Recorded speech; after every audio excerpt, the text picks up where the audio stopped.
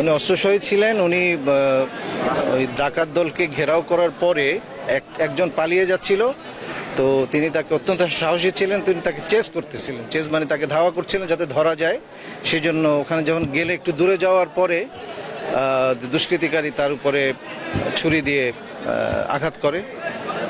ভালো খারাপ জায়গায় লেগেছিল, তার একটা গুরুত্বপূর্ণ ভেইনে লেগে যায়, রক্তপাত হয়েছিল। সর্বোচ্চ চেষ্টা ছিল, বাট আনফর্চুনেটলি বাঁচানো যায়নি।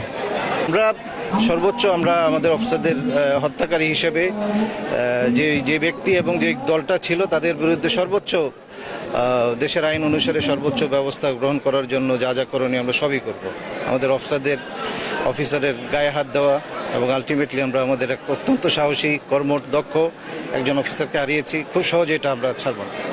ছিল যে মূলত বাড়ি ঘেরাও করার পরে একদিক দিয়ে যখন পালিয়ে যাচ্ছিল, এই জায়গাটা ছিল লেফটেন্যান্ট তানজিম যেখানে ছিল সেই দিক দিয়ে।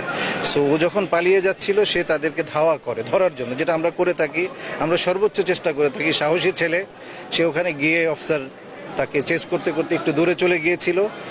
চলে যায় যখন জাপটে ধরেছিল তখন সে করেছে। এখানে অন্যরা এইখানে ছিল না।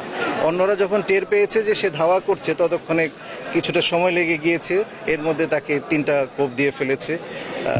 ভুল জায়গায় ভুল একটা শিরার মধ্যে কোপ পড়ে গিয়েছিল। শিরাটা কেটে যাওয়ার পরে রক্তক্ষরণ হয়, ফলে তাড়াতাড়ি সে মৃত্যুবরণ করে। আমরা 6 জনকে আমরা ধরেছি এবং অন্যান্য অস্ত্র, দেশীয় অস্ত্র, বিদেশি অস্ত্র আমরা উদ্ধার করা হয়েছে।